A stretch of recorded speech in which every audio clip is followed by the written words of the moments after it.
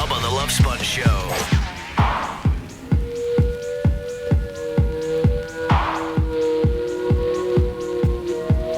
Standing by with his Bubba Army shirt on.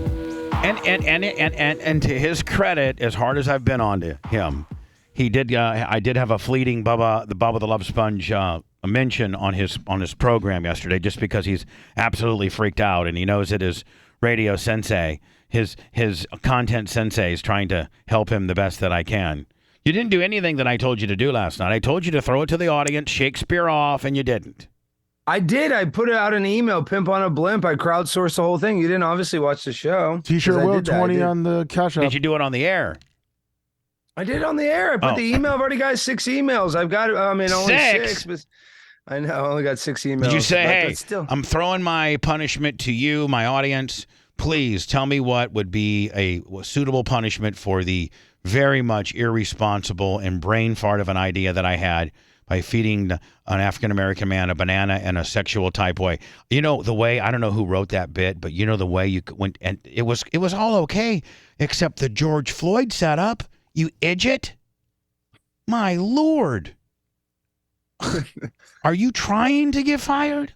No, I'm not trying to. If I'm trying to keep my job, to be honest, and well, then go to board meetings and bust commissioners' balls, and go to San Francisco and get those people riled up, and go tell AOC she's got a beautiful donkey, and do all the cool stuff, the things that got you on Tucker. You know what you should do before you do anything? You should say, "Would this get me on Tucker?" Before I do anything? Yeah, before you do anything. Do you think Tucker would have carried? Would have covered your George Floyd bit? Oh, look at you, your radio sensei. Yes, but yes, I know, but Bubba, and I'm not trying to, poo-poo on your advice. This is coming from a shock jock that had a radio car with a sex toy. And when's the last time I know the pulse of the room and the pulse of the world, and I know that I don't do that. I don't do that anymore. I don't do squirt Olympics and shock the vagina and, drive a remote control into a woman's vagina with a dildo attached to the hood. I don't do any of that stuff anymore. I rest on the laurels of my ability to be funny, without having to be way, way, way over the top.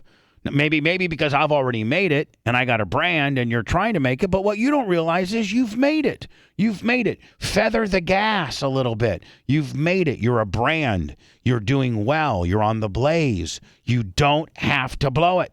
You don't need, you're right. I mean, you're good. I've put in 37 years, and when I give you my advice, I give you the advice of a guy that's done everything that you could ever think of, and even to the next level. And sometimes it's cost me my job.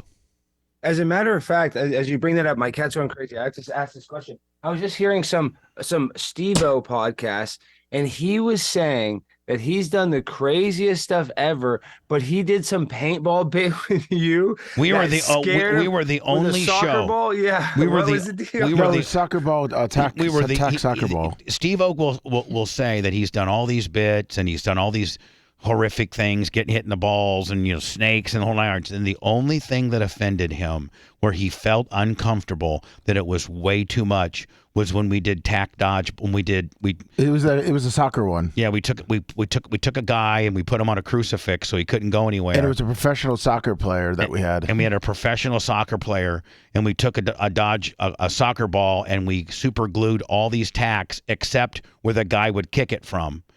Then kick that tack-filled soccer ball onto a guy's back as hard as he could at 100 mile an hour.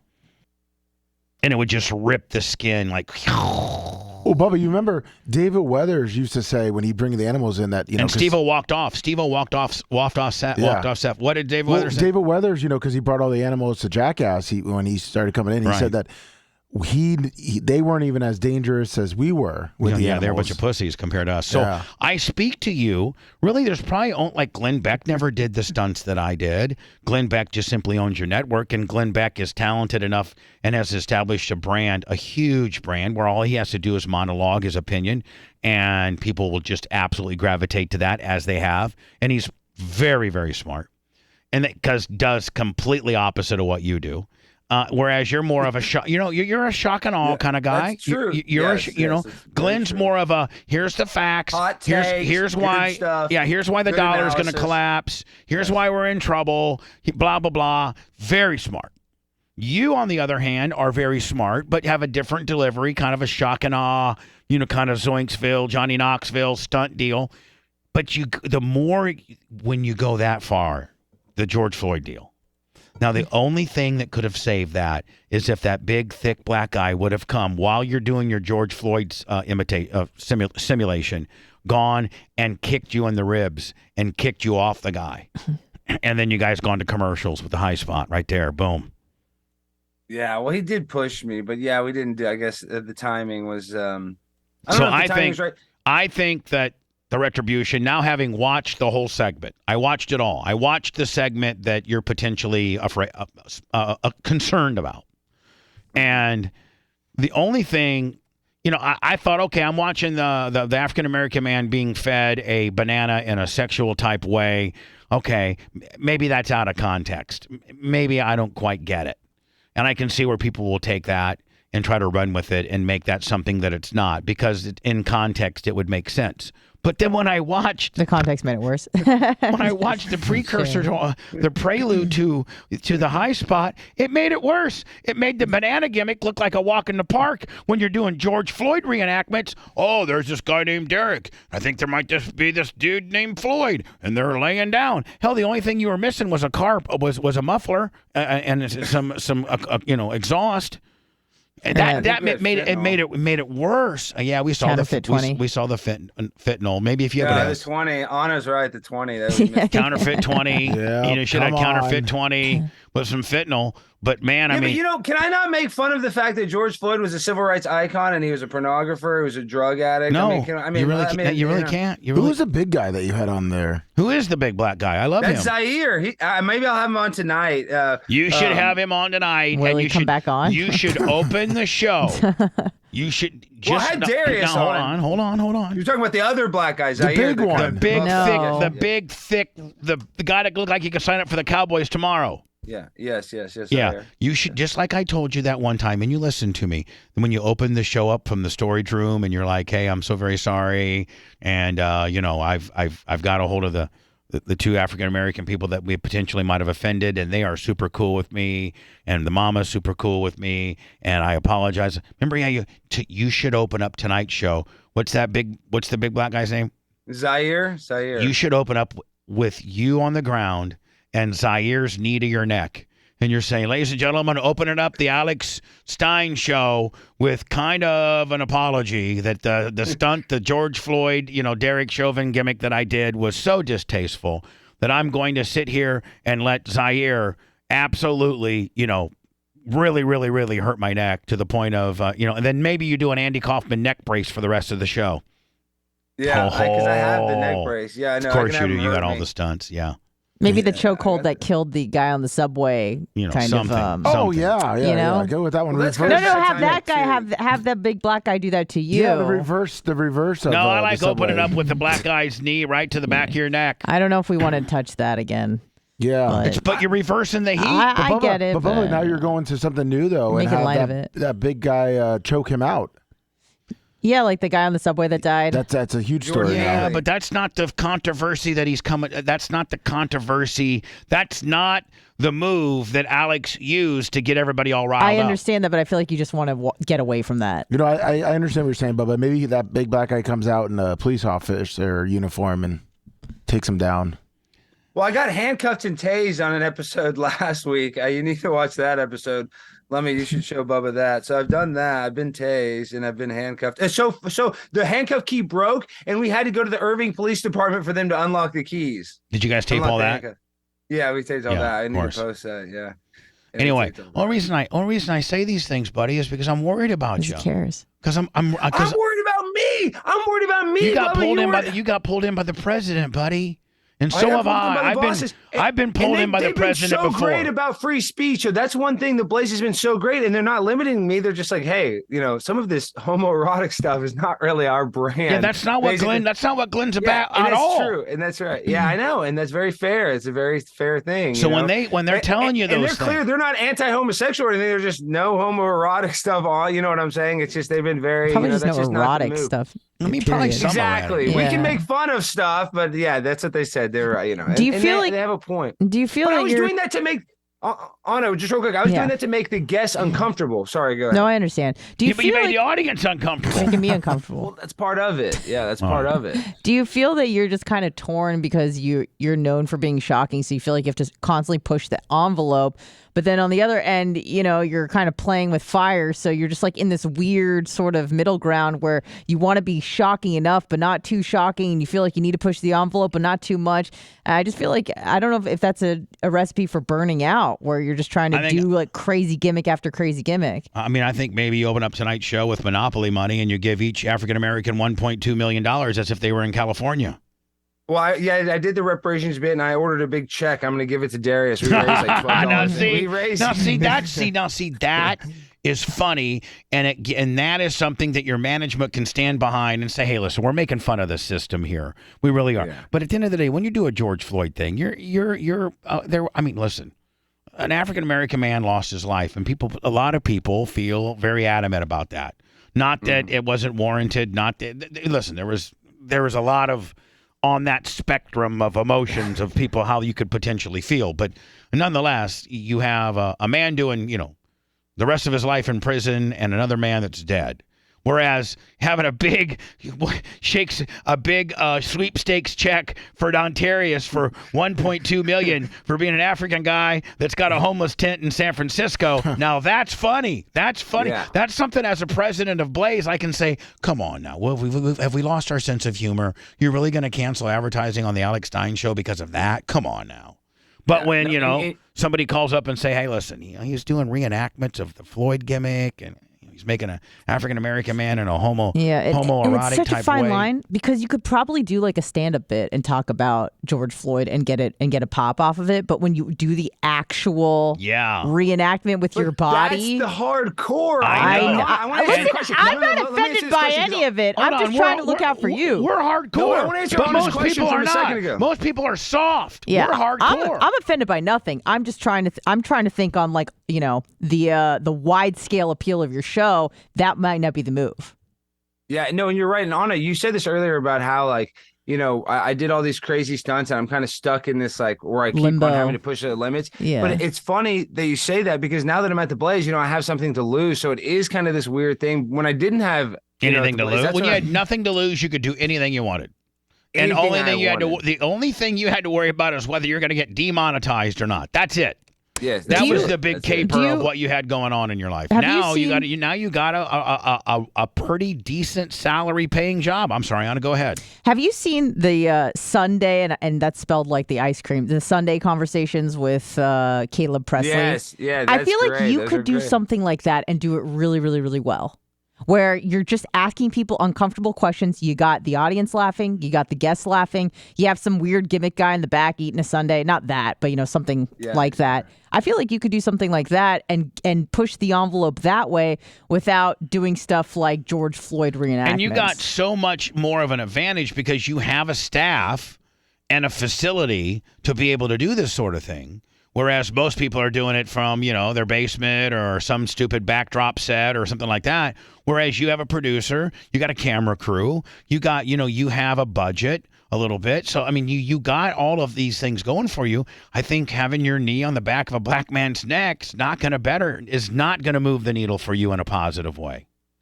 And I think that's a fair statement. I think it's a fair statement. But at the very exact same time, I'm pushing it a little too much on. I like to honest, I do feel like I have to. So I understand. To maybe lay off the gas. Maybe because that's what he feels brought him to the dance. So he feels like he has to continue doing that. He's crazy. Sick. Yeah. But what's sick is that this video that I'm getting all this hate, now it's almost at like 500,000 on Twitter. This is the most anybody's talked about my show since it's come out in the 3 months. So I'm sickly. I'm actually sadly excited that at least people are talking about it. I don't want to get fired because of it. I love it. Right. I love it if it's survivable. If it's survivable and you've drawn a line in the sand with management being okay with that, then then you are far more brilliant than me. I never used to be afraid of anything, especially when I was on Sirius XM. I felt I was indestructible. But those days are really, really, the firing of Tucker Carlson should show you this guy was arguably the largest television star in the last 20 years. No question. And he's fireable. So I'm scared for you because it just takes, the right client. It takes the right troll to get a hold of the right client to make that cancellation, and you're gone. And and if that never happens, then you are awesome, and what you're doing is working. I just love my friend so much, and you're doing so well, and you're on such a roll that if this is okay with them and they support you for this, that's great. That's awesome. You're brilliant. I'm definitely not brilliant, but I just you look a little tired today. I can tell you've been fighting the fight. I can tell you look tired. No, I'm just a little stressed. I wake up stressed. I'm just, like I said, I want this to go well. And then I am in this weird thing where it's like, I do need to be a little more serious, but I also needed to go out in the field and do stuff. See, if you were just some bozo that wasn't smart, that couldn't just rattle off facts. You're very smart. You're as smart as you are funny, and you're as funny, and they could put you behind a desk and do a Tucker Carlson type show without the stunts, and you'd be fine. But you've kind of painted yourself into this stunt kind of deal, and so why not do this is how you insulate it, is you only do very, very, very controversial stuff outside of the Blaze Studios. And inside of the Blaze Studios, maybe you do 5 and 6s, and you do your 8, 9, and 10s outside the studio. That gives you that much little bit of insulation. Now, on your show, of course, you play what you did outside the studio, but it somewhat insulates them by saying, "Hey, he didn't do it in our studios. That was his own thing." I don't know. I'm just trying to think of further ways to insulate you from not getting fired. No, you're right, and I do need to be careful. But it's just it's like one of my favorite things you do is when you go to council member meetings. I love that. I know. I just went to one. I saw it. Yeah. I saw it about how coffee or something was gonna, coffee. Because you're so their names. You've done your homework. People love those, and let's not forget that's what first got you on Tucker's radar, is it not? That's what brought you to the dance. So why are we deviating from that? No, and I'm going to keep doing it. It's just, like I said, this is 3 months that I've launched this. Everybody's like, "Oh, your life's changed." It's like I'm going to Miami to film content. I'm just saying I haven't been able to. It takes to launch a show. It's going to take a minimum of a year. So I'm just going to have to be able to fit in. Like I went to San Francisco. I went viral. I got coffee thrown on me in New York and San Francisco back-to-back weekends. Didn't get I got a couple million view videos on my YouTube channel. Those are the best ones. So that shows me that the best content that I make. And by probably both of those were monetized. I'm sure you didn't get demonetized on those, did you? No. But I guarantee you that what you did, I guarantee you the George Floyd deal, limited ads. It was limited. Would be limited, Willie. Look, but I would say, look at that. I just broke it down for you. Yeah. I would say don't be afraid to take a chance and take a risk by being more serious. Because I think you're more talented than you think you are.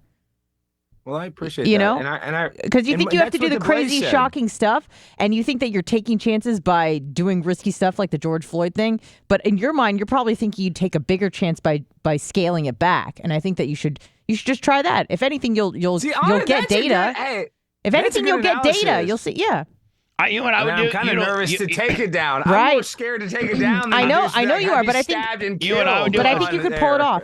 I would prepare. I wouldn't do this on a one-day prep, but I would prepare for one show next week, and I'd have it heavily written, and it would be you behind a desk doing a straight up kind of Glenn / Tucker, breaking down four having 3 segments that whether it be, immigration, whether it be the debt ceiling, whether it be the Trump trial, whether it be, God, how many different things we can talk about. Whatever news story. And you just breaking it down, having the clips ready to play, and you breaking it down, maybe having an expert in on it, maybe having a Roger Stone or, maybe even an Alex Jones, cited a guest.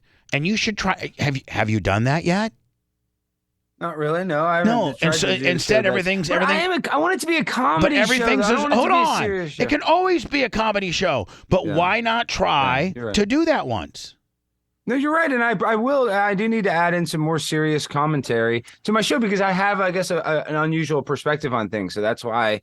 Hey, it's Alex Stein here today. We're going to break down. Listen, I know that you're a little bit freaked out that I'm sitting behind a conventional news journalist desk with a little monitor to my left-hand side, and we'll be having Roger Stone on today at 15 after. And I don't know if you're trying to show me that cat's vagina and or wiener, but I don't appreciate it. It just got a whatever. That cat looks like it says, "Help me, please."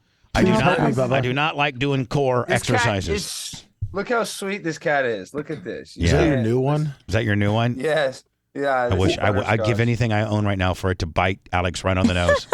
This cat is so sweet. I tell you, it's a cool looking cat. Like if the face, it looks like it's just super cool. It's a calico, and it's just so thankful that it's not, didn't get the pinchel. It's so happy, and they would have killed it. It was at the Dallas. That's what I think. That's the Mexican name for needle, pinchel. Pinchel. Because that's what Erica always tells Bella. You almost got the pinchel. You know what it feels like is Alex probably hasn't had any sexy time with his lady. That's why he's all stressed out. Here's what you need to do, man, is you need to really, really lay the business to pay-per-view. Really drain that poison, if you will. And really drain the poison. Spend all afternoon draining the poison. And then go in there, take a 2 milligram Klonopin, and just be Johnny Chill Guy. Maybe a couple, maybe a couple of maybe a couple of 50 to 100 Delta 9s, and like a 100 milligram Delta 9. Get really chilled out. Well, Bubba, I do need to release the poison. I have too much poison. It's infecting my brain now. Yeah, so you're right. Maybe that. But Anna, did you see him take a poop when we told him he should just be Johnny Journalist one show? And he's like, I don't want to do that. Here's the thing. I don't think that he needs to be serious. Hold on. I don't think you need to be serious. I think you just need to bring the energy and the gimmickness of your show down a couple notches. But you could still make jokes and kind of crescendo up and go into an Alex like one of those one or two of those per show. Well, oh my God! They don't have to wrestle someone. You don't have to George Floyd them. He did that. Use your mouth, not stunts. Use your mind. Didn't you do that when you guest host at OAN or whatever it is? You're serious with joke. I ripped off. Yeah. That's how. Yeah, that is how I was at OAN, and I had a few of my monologues that went kind of viral. So That is guys. That is very good advice. That is very good advice. I mean, you're so worried about going viral. Who cares? Well, it's hard because he doesn't want to work backwards. He's not. He's constantly. He's never losing subscribers. He's constantly gaining. No, I know. Not really. I mean, my Twitter is blowing up constantly. That's where I'm biggest on Twitter. I don't even know why it's going up so much. It goes. I don't even have Twitter. Although I'm thinking that I might be streaming on Twitter. I'm getting ready to be streaming on Twitter. I just texted. By the way. Yeah. Why aren't you on Twitter, Bubba? I just texted Tucker this little song that we made. I sent it to Alex. And that was hilarious. And he sent me back a text. Just now? Yes. What'd he say? Thanks, man. Not sure exactly where we're doing next, but I'm confident it'll be fun. That's what he said to me. Hell yeah. I said, I'm proud of you, my friend. This is what I do know, that you'll be 15 times bigger wherever you go than you were on Fox. That's what I said. He must have heard the lyric where he said, if you can text Alex Stein back, then you can, hit me back. He might have heard that and actually probably texted because of that. He felt good. Now, do you think that, Tucker, if I'm getting return text back from Tucker on songs, I sent him the song and he sent me that text back. I think obviously Tucker probably still is my friend. And I think that if he has an opportunity, I think he would help me. I'm not asking for anything. I'm just asking him to get my Twitter account back. That's it. Yeah, but today you guys need to make a Bubba the Love Sponge, Bubba Army Twitter and be streaming Hold on. to it. Let me just stop you.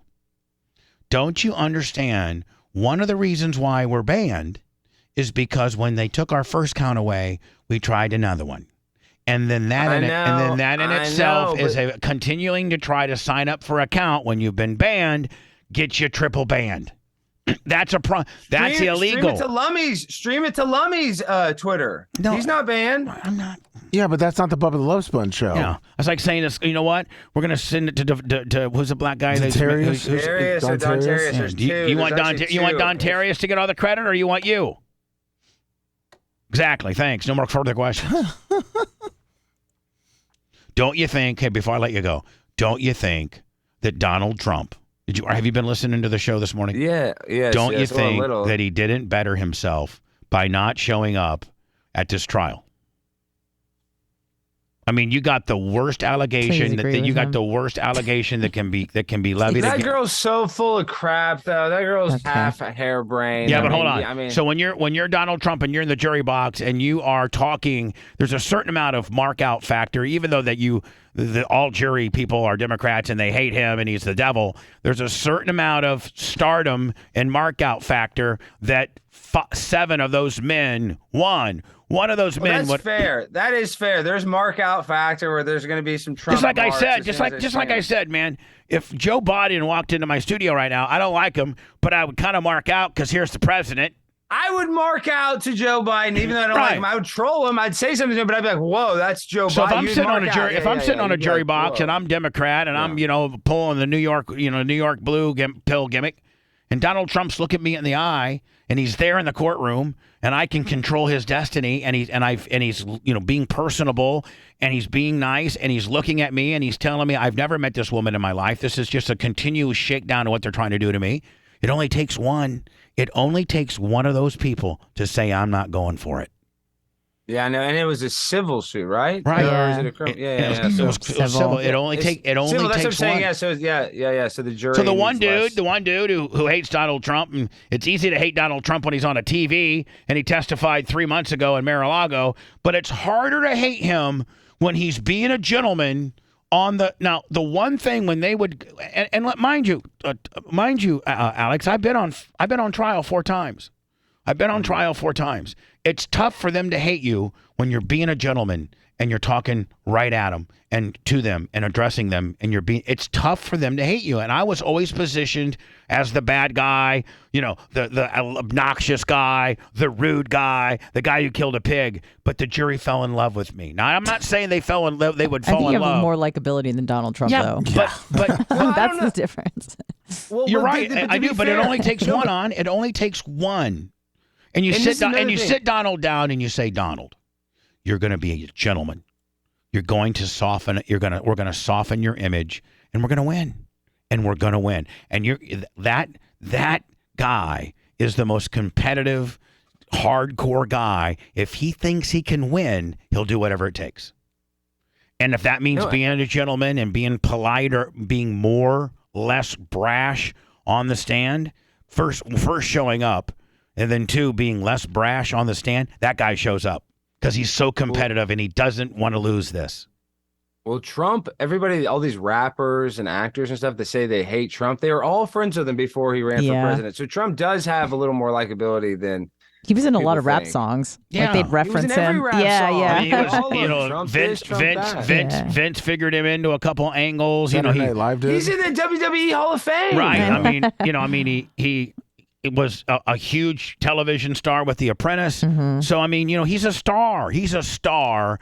And you have 11 jurors, and you only need 1 to be starstruck. You got a pretty good chance of one of those 7 men being somewhat starstruck. If he's 50% less of an asshole than he usually is. You're like, what? He would know how to work the room. And here's the deal, man. When they asked the jurors after every one of my trials, in fact, I think I have a news story of one of them. They're like, the Bubba that we heard on the radio was not the Bubba that we saw on the stand. He was a gentleman. He was polite. He followed protocol. He was cordial. And they were just taken back by that.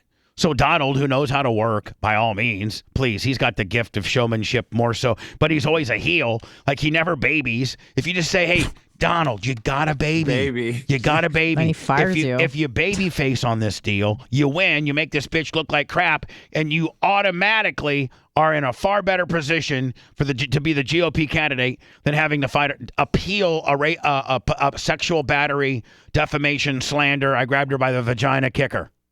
Period. I mean, you're making a strong argument, but now we're just Monday morning quarterbacking it. I mean, it's over now. I don't know. I guess they can continue it on down the road. It's certainly not going to be. It's not going to be helpful, though. I mean, it's horrible. It's not cool at all.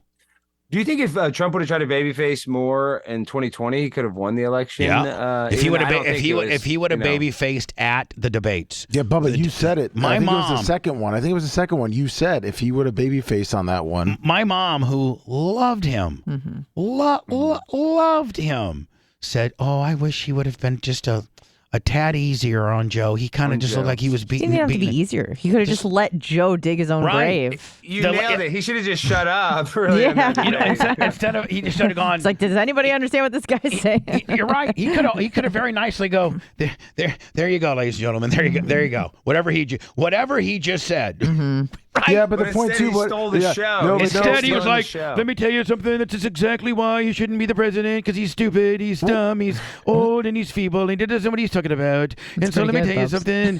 That's why you got to vote for me, because I am brilliant and everything." And like, if he should have just gone after Joe stammered through something, he just goes, "Ladies and gentlemen, there you go. There's Joe, buddy."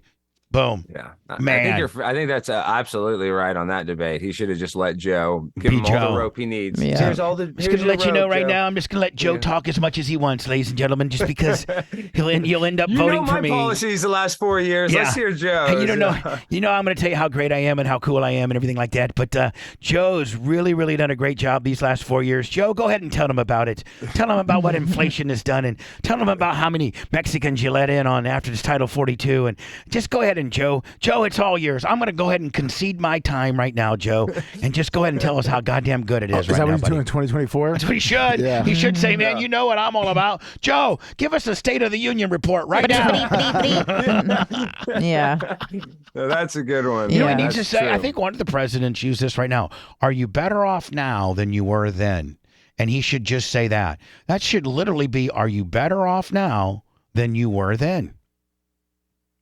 Are you better off now than my last day of my presidency?